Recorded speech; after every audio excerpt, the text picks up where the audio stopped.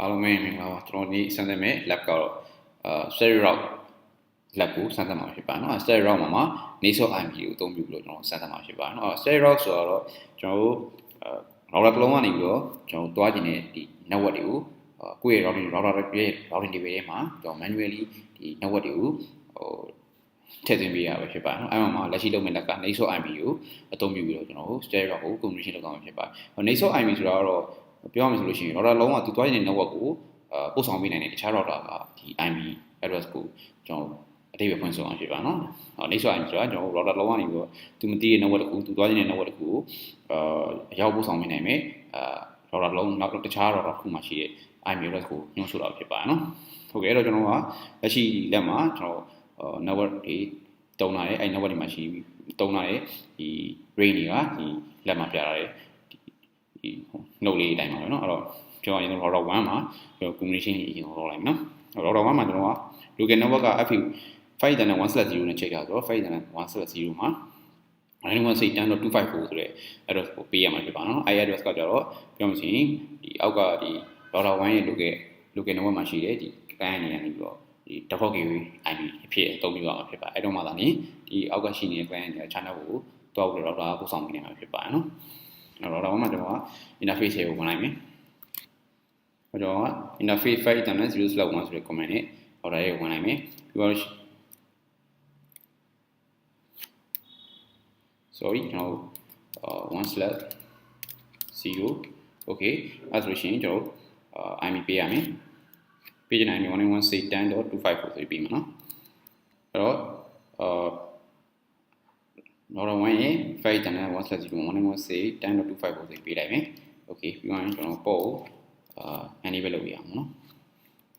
okay no shutdown ဒါဆိုရင်ကျွန်တော်နောက်ထပ်ဒီ router 1နဲ့ router 2နဲ့ချိန်ထားတဲ့ link ကို router 1ရဲ့ 5.0/0 ကိုထပ်ပြီးတော့ကျွန်တော် IP address ပေးမယ်နော် 5.0/0 ရဲ့ဝင်လိုက်မယ်ကျွန်တော်ပေးနေတဲ့ IP address က 12.1 စီပေးရမှာပါနော်ဆက်နံပါတ်က30ပေးနေ okay အဲ့တော့ 12.1 ဆက်နံပါတ်30ပေးနေကျွန်တော် IP ပေးလိုက်ပြီပြောလို့ရှိရင်ကျွန်တော်ပို့ enable ထပ်လုပ်မယ် okay no shutdown ဒါဆိုရှင်နော် router 1ကlocal network နဲ့ချိန်ထားတယ် 5.1/0 ကို router 2နဲ့ချိန်ထားတယ် 5.0/0 ကိုကျွန်တော် IP communication ပေးပါရနော်အဲ့တော့ကျွန်တော်ထောင်းတဲ့ verification လုပ်မယ်ဆိုရင် to show IP interface pre နဲ့ကျွန်တော်စစ်ကြည့်မယ်နော် okay to show IP interface pre နဲ့ဆက်လိုက်ရင်ကျွန်တော် 5.0/0/0 က 12.1 နဲ့ 5.1/0 က 116.10.254ဆိုတော့ကျွန်တော် communication ချတယ်နော် router 2ကိုကျွန်တော်ထပ်ပြီးတော့ communication လုပ်မယ် router 2မှာတော့ router 1နဲ့ချိန်ထားတဲ့ link 5.0/0 ကိုကျွန်တော် 12.2 ဆိုပြီးတော့ကျွန်တော်ပေးရမှာဖြစ်ပါတယ်အဲ့တော့ interface 5.0/0 ကိုဝင်လိုက်မယ် router 2လေးကနေပြီးမှလို့ရှိရင်ကျွန်တော် IP 12.2 ကိုပေးလိုက်မယ်ဆက်နံပါတ်ကတော့30ပေးနေဆိုတော့ okay ဒါပြီးရင်ကျွန်တော်ပို့enable လုပ်မယ်နော် no shutdown okay အဲ့တော့ကျွန်တော်ကက်လျက်ဒီ router ကကက်လျက် router ပေါ့နော် R2 ကနေ R1 interface 12.1 ကိုကျွန်တော်ပေးနေမယ်ကျွန်တော် communication လုပ်ခဲ့ရတခါလေ verification လုပ်ရတဲ့အခါကျတော့ကျွန်တော်မရှိတော့ဘူးเนาะအဲ့တော့ပေးနေမယ် okay ဒါဆိုရင် router 1နဲ့ router 2နဲ့ connection ရသွားပြီအဲ့တော့ဒီ router 2ကနေ router 3ကိုချိန်ထားတဲ့ interface 5.1/0 ထပ်ပြီးတော့ communication လုပ်မယ်เนาะနောက်လုပ်မယ်ဆိုတော့ interface FA 1/0 ပေါ့เนาะ 1/0 okay router 3နဲ့ချိန်ထားတဲ့ဒီ link မှာ router 2ရဲ့ IP က 23.23.23.2 ဆိုပေးရမှာဖြစ်ပါเนาะဆက်နံပါတ်ကတော့30 bit နဲ့တုံးလာတယ် okay ပြီးရင်ပို့ကျွန်တော် enable လုပ်မယ် no shutdown နဲ့ okay ဒါဆိုလို့ရှိရင်ကျွန်တော် router 2က local network interface ကိုကျွန်တော်ထပ်ပြီး communication လုပ်ဖို့ပေါ့เนาะအဲ့တော့ interface 5.2/0 ကိုကျွန်တော်ဝင်လိုက်မယ်ပြီးတော့ရှင်ပေးရမယ့် 192.168.20.254 24 bit ဆက်နံပါတ်နဲ့ okay ပြီးကျွန်တော်ကပို့ enable လုပ်မယ် no shutdown okay ဒါဆိုလို့ရှိရင်ကျွန်တော် verification လုပ်ကြည့်မယ်เนาะပို့3ပို့လို့ communication လုပ်ထားတာမှန်မှန် to show IP interface pre နဲ့ကျွန်တော်စစ်ကြည့်မယ် okay ကျွန်တော်ပို့3ခုလုံးမှာ 5.0/0 router 1နဲ့ချိန်ထားတဲ့နေရာမှာ 12.2 5.1/0 router 3နဲ့ချိန်ထားတဲ့နေရာမှာ 23.23.23.2 5.2/0 မှာ 116.20.254 เนาะပေါ့ရအကုန်လုံးကကျွန်တော်အကုန်လုံး app နေเนาะ okay ဒါဆိုလို့ရှိရင်ကျွန်တော်က router 3မှာ combination လုပ်ပါနော်router 3ကတော့ဒီ router 2နဲ့ချိန်ထားတဲ့ link 5.0.0 မှာ 23.23.23.1 ဆိုပေးရမှာဖြစ်ပါနော်ဟို interface 5.0.0 ကိုဝင်လိုက်မယ် okay interface ကိုဝင်ပြီးသွားဆိုရင်ကျွန်တော် IP address လေးပေးမယ် IP address ကတော့ 23.23.1 နဲ့ 30-bit စနစ်မှာသုံးတာဆိုတော့အနာခေါက်လိုက်မယ်ပြီးပို့အနေပဲလုပ်မယ် no shutdown ဆို command လုပ်လိုက်ပြီဒါဆိုလို့ရှိရင်ကျွန်တော် router 2နဲ့ router 3ကိုကျွန်တော်ပင်းကြည့်မယ်နော် router 3ကနေ router 2ကိုပင်းကြည့်မယ် okay ကျွန်တော် router 3နဲ့2နဲ့လည်း connection ရပါပြီ router 1နဲ့2နဲ့လည်း connection ရပါပြီเนาะကျွန်တော်ဒီအောက်ဆုံး PC တွေကနေပြီးတော့ကျွန်တော်တခြား network တွေကိုတွားကြည့်မယ်เนาะတော့ PC 1နဲ့ကျွန်တော်ဝင်လိုက်မယ်လက်ရှိမှာတော့ဒီ PC 1ကတော့ 191.10.1 သုံးလာเนาะ gateway ကသူ့ရဲ့အပေါ် router 191.10.25 ကိုအဲ့ကြမှာသာနေကျွန်တော်လည်းအပြင် network တွားရင်ဒီ gateway IP လိုင်းပြီးပြောမှာเนาะ PC 1 191လက်ရှိလက်မှာတော့ 191.10.25 ပေါ့เนาะဒီခြေဆုံး network ကနေဘာလို့လဲဆိုတော့ဒီမှာထိဆုံးကရှိရ router ရဲ့ interface က 191.10.25 ကို IP address ပေးတာဖြစ်ပါတယ် okay အဲ့တော့ကျွန်တော်ကဒီလိုတခြား network ကဒီ PC လေးတွေပေးနေမယ်เนาะ okay အဲ့တော့ဒုတိယ network က PC 2ကို PC 1ကနေပေးနေမယ်ပြီးကျွန်တော်ပင်းလို့မရအောင်နောက်မှမမိဖြစ်နေ PC 3ကိုလည်းကျွန်တော်ထပ်ပြီးပင်းကြည့်မယ်ထုံးစံနိုင်မယ်နော်ကျွန်တော်ကိုသွားခြင်းနဲ့နောက်ဘက်ကိုလောဆင်မှာ router ရဲ့မပို့ပေးနိုင်ဘူးဘာဖြစ်လို့လဲဆိုတော့ router ရဲ့ကျွန်တော် routing device နဲ့လုပ်လို့တာဖြစ်ပါတယ်ဒါပေမဲ့လောဆင်မှာ router 1ကနေပြီး router 2 3မှာရှိ network ကိုကျွန်တော်မသွားနိုင်ဘူးဖြစ်ပါတယ်နော် router 1မှာကျွန်တော် routing device ကိုစစ်ကြည့်ပါမယ်ကျွန်တော် routing device စစ်မယ်ဆိုရင် show IP route နော်လက်ရှိကတော့ combination mode မှာလုပ်တာဆို2ခံနိုင်ပြီ2 show IP route ဟုတ်ပြီဒါဆိုရင်လောဆယ်မှာ connected route နဲ့ local route ပဲရှိသေးတယ်เนาะဒီမှာကျွန်တော် router 2က 191.20 network လို့ router 3က 191.30 network လို့ဒီမှာ router 1နဲ့ကြည့်လို့ရှိရင် router 2နဲ့ router 3 link 23.20.23 link ကလည်းမြင်ရမှာမဟုတ်သေးပါဘူးเนาะဘာလို့လဲဆိုတော့ကျွန်တော်ကဒီ routing protocol တခုမသုံးပါဘူးဒါမှမဟုတ်ရှင်ကျွန်တော် manually route ထားတာမရှိတဲ့အတွက်ကြောင့်မလို့ဖြစ်ပါလက်ရှိမှာကျွန်တော် serial route ကိုစမ်းတာပြတဲ့ကျွန်တော် serial route ဒီ site ကိုရေးမယ်နော် router 1ကနေဆိုကျွန်တော် native IP ကိုသုံးပြီးတော့ serial route ရေးမယ်နော်ကျွန်တော် combination ဘက်ကိုပြန်ထွက်လိုက်မယ် okay router 1နဲ့ကျွန်တော်တစ်ချက်ကြည့်မယ် router 1နေဆိုရင်ကျွန်တော်သူကြည့် network ကတွဲ network ကိုတည်တယ် 191.10 network ကိုတည်အောင်ဘာလို့လဲဆိုတော့သူနဲ့ directly connected ဖြစ်တယ်ဒီတစ်ပတ် R2 မှာရှိတဲ့ local network 191.20 network ကို R1 ကနေမသိတော့ဘူးပြီးရင်23 ဆိုတဲ့ network ကိုလည်း R1 ကနေမသိတော့ဘူးပြီးရင်191.30 network ကိုလည်း R1 ကနေမသိတော့ဘူးအဲ့တော့သူမသိတဲ့ network ကိုကျွန်တော်က serial route တွေနဲ့ကျွန်တော် routing device တွေကို manually ရိုက်ထည့်ပြီးလို့လိုအပ်ပါတယ်နော်အဲ့တော့ကျွန်တော်စပြီးတော့ဒီ serial route တွေရေးကြည့်command ကတော့ IP route ဆိုတဲ့ command နော်အဲ့မှာနောက်ကကိုသွားခြင်းနဲ့ network ကိုကျွန်တော်ညွှန်းမရဖြစ်ပါလက်ရှိ R1 ကနေကျွန်တော်ကဒီ R2 ရဲ့ local network ကိုမသိသေးဘူးဆိုတော့ 192.168.20.0 network ကိုသွားမယ်ပြီး 255.255.24 bit စနစ်မှာတုံးတာเนาะသူသွားခြင်း network ကဘယ်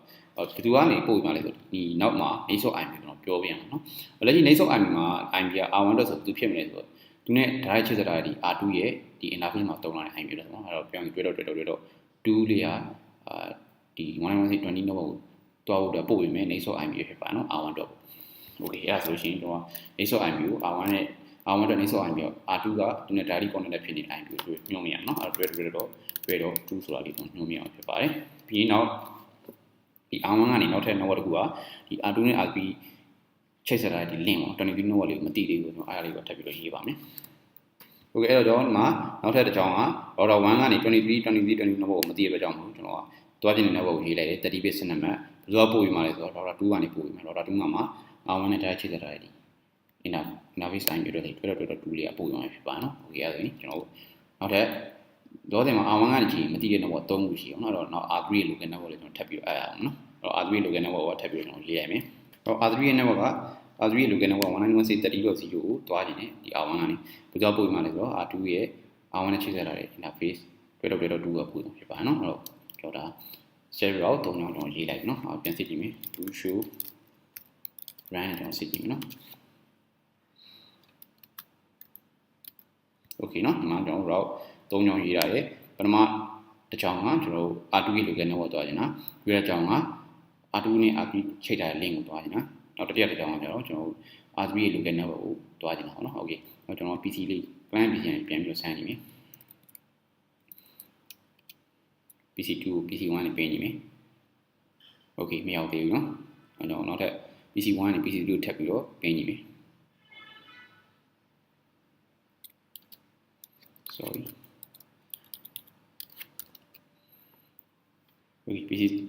PC ပြောမှဆိုရင်တော့ network တွေထုံးနေကောင်မမိသေးဘူးเนาะဘာဖြစ်လို့လဲဆိုတော့ဒီ static route ရဲ့သဘောတရားကကျွန်တော်တို့တစ်ဖက် router တစ်ခုလေးနေပြီးကျွန်တော်တို့ routing table ထဲမှာ manually route ကို add ပေးလိုက်ရင်ကျွန်တော်မပြီးသေးဘူးเนาะလို့ဆိုတော့ဒီ router 1ကနေအခုဆိုရင် router 1မှာကျွန်တော် routing table ရေးလိုက်ပြီမယ်ဟိုနေမှာ route တွေရေးလိုက်ပြီမယ်တခြား network တွေတော့သွားနိုင်ဒါပေမဲ့တခြား router တွေကသူ့ရှိပြန်ပြီးတော့မလာနိုင်အောင်เนาะဘာဖြစ်လို့ဆိုတော့တခြား router တွေမှာလည်းကျွန်တော်ဒီ router R1 ရဲ့ဒီ network တွေကိုမသိသေးလို့ဖြစ်ပါเนาะအဲ့တော့ကျွန်တော်ကဒီ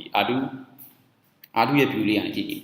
R2 ကနေဆိုလို့ရှိရင်ကျွန်တော် network 3ခုတည်အောင်เนาะသူ့ရဲ့ local network ရဲ့ဒီဘက်23 network ရဲ့တွဲnetwork ရဲ့တည်အောင်ဒါပေမဲ့ R1 ရဲ့ local network နဲ့ R3 local network မတည်တော့ဘူးเนาะဟိုပဲ R3 ကနေဆိုလဲအဲ့တိုင်းပဲကျွန်တော်သူ့ရဲ့ local network တည်ရဲ့23 network တည်ရဲ့ဒါပေမဲ့ R2 ရဲ့ local network လည်းမတည်ဘူး R1 ရဲ့ local network လည်းမတည်ဘူးပြီးရင် R1 နဲ့ R2 ရဲ့link ကိုလည်းတည်မှာမဟုတ်ပါဘူးเนาะအဲ့တော့ကျွန်တော်ကဒီ R2 R3 မှာလည်းထပ်ပြီးတော့ share route တွေကိုကျွန်တော်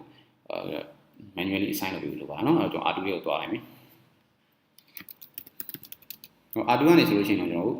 မတည်တဲ့ network က R1 ရဲ့ local network R3 ရဲ့ local network အဲ့တော့ R1 ရဲ့ local network ကိုအရင် add လိုက်မယ်နော်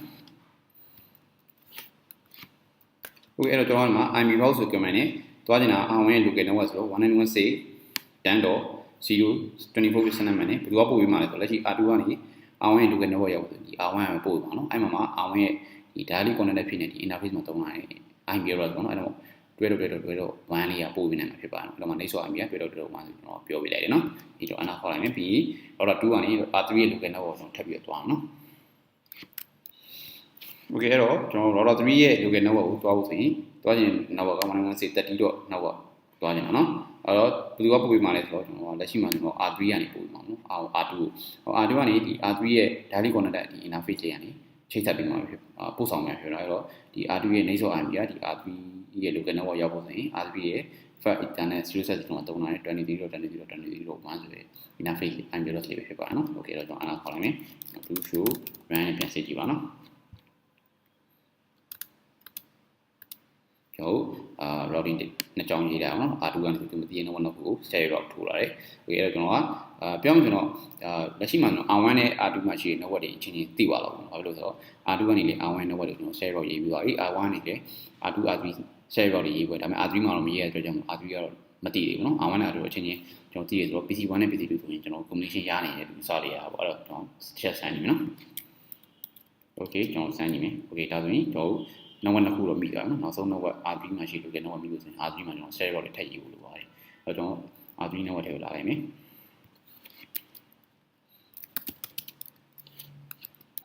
တော့ကျွန်တော်ကဒီ R3 ကနေပြီးတော့ကျွန်တော် R1 နဲ့ R2 ရဲ့ link ကိုတွားခြင်းတွဲတော့ network ကိုတွားခြင်းနဲ့စနံပါတ်30ဖြစ်နေပြီးတော့ပို့ပြီးမှဆို R3 ကနေဆိုရင်ဒီ R2 ရဲ့direct connected ဖြစ်နေတဲ့ဒီ interface ကနေပြီးတော့ကျွန်တော်ပို့ပြီးမှဖြစ်ပါနော်အဲ့တော့ကျွန်တော်အနာခေါ်လိုက်တာဆိုရင် router ကြောင့်ရေးပြီးတော့ကျွန်တော် R3 ကနေ R1 ရဲ့ local network R2 ရဲ့ local network တွေကိုအပ်အောင်နော် R2 ရဲ့ local network ကျွန်တော်အရင်အပ်လိုက်မယ်ဟောတွားချင်တာ R3 ကနေ R2 ရဲ့ local network ဆို 191.20.24/7 နဲ့တွားပို့ပြီးမှဆိုတော့ဒီ R3 R2 direct ချိတ်ဆက်ထားတဲ့ဒီ link interface R2 interface ကနေပို့ရအောင်နော် 23.20.20.2 ကနေပို့မှာဖြစ်ပါတယ်တော့အနာခေါ်လိုက်တာဒီတော့နောက်ဆုံး R3 ကနေကြည့်တော့ R1 local network မသိသေးဘူးเนาะအဲ့ဒါကိုကျွန်တော်ထပ်ပြီးတော့ R1 local network stereo route ထည့်ယူเนาะပြီးတော့တွားချင်တာ 191.6 R1 local network ဆို 10.0 24 bit စနံပါတ်အကျွန်တော်ဒီမှာတခုပြောချင်တာနေဆို IP ဆိုတာပြောမှဆိုရင်ဒီ R3 ကနေဆိုလို့ရှိရင်တကယ်ကဒီ R1 local network ရောက်လို့ဆိုရင် R2 ကနေပို့ပေးတာပေါ့เนาะအဲ့မှာတကယ်ကကျွန်တော်နေဆို IP ကိုတော်တော်များများထင်အောင်ရွေးတာလက်ရှိမှာဆိုရင်ဒီ R3 နဲ့ R2 တိုင်းရှိတဲ့ link ပေါ့เนาะအဲ့ link က IP လို့ဆို 20.20.20.2 ကနေပို့ဆောင်ပေးနိုင်တယ်လို့ယူဆနေဖြစ်ပါတယ်လက်ရှိကျွန်တော်ဒီ stereo route ရေးပြီးတဲ့အချိန်မှာ R3 ကနေဆိုရင်ကျွန်တော်ဒီတွဲတော့network ကိုလည်းရေးပြီးသွားပြီအဲ့တော့ကျွန်တော်ပြောနေတာလက်ရှိ R3 ကနေပြီးတော့ကျွန်တော် R1 ရဲ့ local network ကိုရောက်ဖို့ဆိုလို့ရှိရင်ကျွန်တော်ကနေဆို IP အများကြီးကျွန်တော်သုံးလို့ရနေပြီဘာဖြစ်လို့လဲဆိုတော့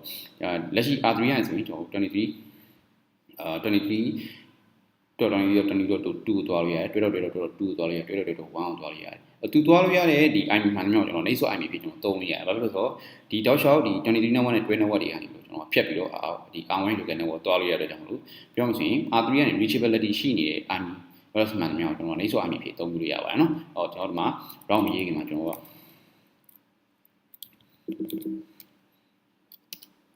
route မရေးခင်မှာအရင်ပြီးနေနော်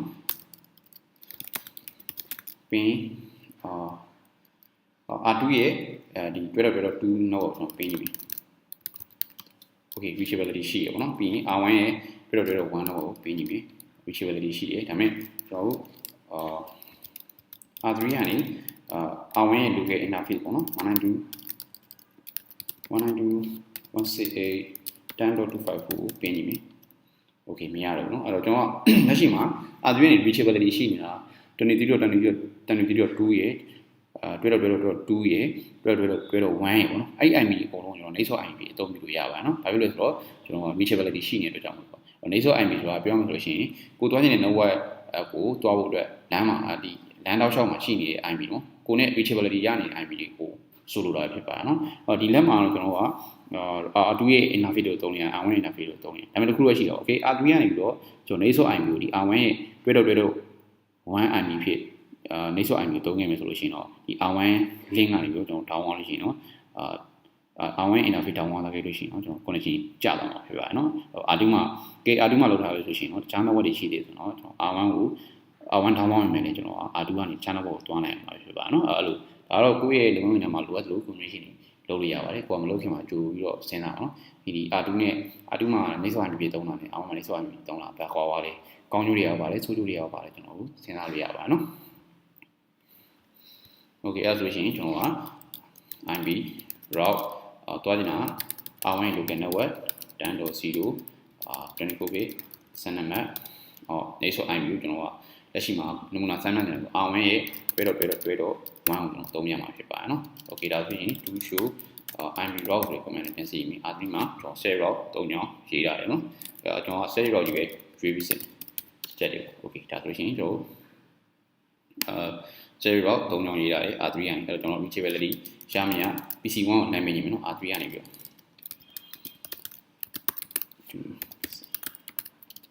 ာ့okay ဒါဆိုရင်ကျွန်တော်တို့ network တွေအကုန်လုံးပတ်လည်မိသွားပါပြီเนาะလက်ရှိလက်ကတော့ကျွန်တော်တို့ set route ကိုအသုံးပြုပြီးတော့ network တွေကိုချိတ်ဆက်တာပဲဖြစ်ပါเนาะ network လမ်းကြောင်းတွေကျွန်တော်က network တွေကို manually routing table ထဲမှာကျွန်တော်ကထည့်သွင်းပြီးတော့အသုံးပြုတာပဲဖြစ်ပါတယ်เนาะအဲ့မှာ next IP ကိုအသုံးပြုပြီးတော့ကျွန်တော်တို့communication လုပ်ကြတော့ပဲဖြစ်ပါတယ်เนาะအားလုံးကျွန်တော်တို့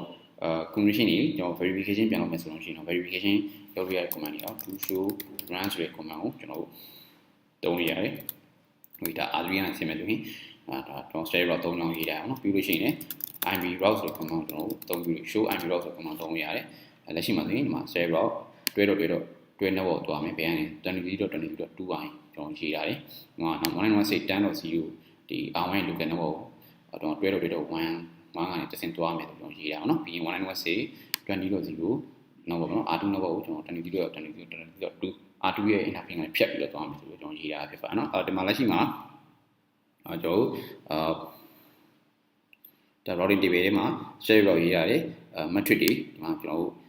မြင်ရမှာဖြစ်ပါเนาะ metric တွေ administrative distance နဲ့မှာကျွန်တော်မြင်ရမှာဖြစ်ပါเนาะset route ကတော့ကျွန်တော်တို့က1ပါเนาะဒီ metric တန်ဖိုးက0ဖြစ်နေတယ်0ပေါ့เนาะ administrative distance နဲ့မှာတော့1 set route ကတော့ကျွန်တော် administrative distance နဲ့မှာ1နဲ့ default အသုံးပြုတာဖြစ်ပါเนาะအားလုံးကျေးဇူးတင်ပါတယ်